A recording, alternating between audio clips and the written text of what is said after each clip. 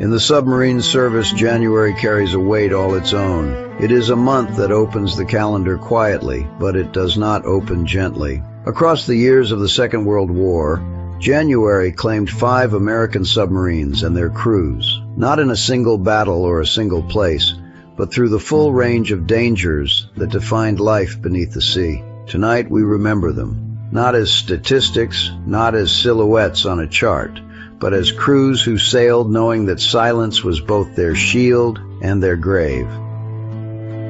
The U.S. submarine force was one of the most effective weapons of the Pacific War. By war's end, American submarines accounted for more than half of all Japanese maritime tonnage sunk. That success came at a terrible cost. 52 U.S. submarines were lost during the war. More than 3,500 submariners never came home. January stands out not because it was unique, but because it shows us every way a patrol could end. Before facing the enemy, every crew first fought the sea itself. For 2 S-class boats in the early months of the war, the greatest threat was not depth charges or torpedoes, but geography and accident. The ocean does not care how brave you are, it only waits. USS S-36 was lost on January 20th, 1942. While transiting the Makassar Strait, she ran hard aground on Takabakong Reef. Flooding in the forward battery compartment mixed with acid, producing chlorine gas that forced the crew onto the deck. Every man survived. They were rescued by Dutch vessels the next day. Then, with the enemy closing in, the commanding officer scuttled his boat. S-36 was lost, not to combat, but to the unforgiving margins of navigation. 4 days later, tragedy came without warning. On January 24, 1942, USS S-26 was operating on the surface in the Gulf of Panama.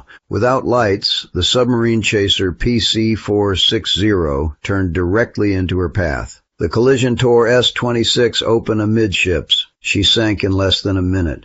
Only 3 men survived. 46 sailors were trapped inside.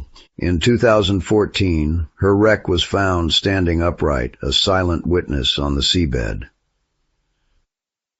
Not every January loss was unseen. USS Argonaut was the largest non-nuclear submarine ever built by the United States.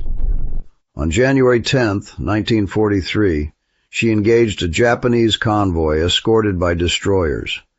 After repeated depth charge attacks, her bow was forced to the surface. Enemy ships closed in, firing until she slipped beneath the waves. An Army bomber crew watched the entire battle unfold. All 102 hands were lost. It remains the single greatest loss of life aboard an American submarine in wartime. For others, there were no witnesses at all. 2 submarines vanished into heavily defended waters and were never heard from again. Their ends are reconstructed from fragments, last contacts, and enemy records. Mines do not announce themselves. They simply wait. USS Scorpion disappeared around January 5, 1944. Post-war analysis shows no enemy attacks in her patrol area. The evidence points to a mine at the entrance to the Yellow Sea. USS Swordfish vanished in January 1945 during a reconnaissance mission off Okinawa. Her fate remains unresolved. Depth charges, surface attack, or mines all remain possible. 77 men on Scorpion, 89 on Swordfish. No answers, only absence. These 5 January losses represent the full spectrum of sacrifice in the silent service. Some wrecks have been found, others remain undiscovered. They are not missing, they are on eternal patrol. Their patrols are over, their memory endures.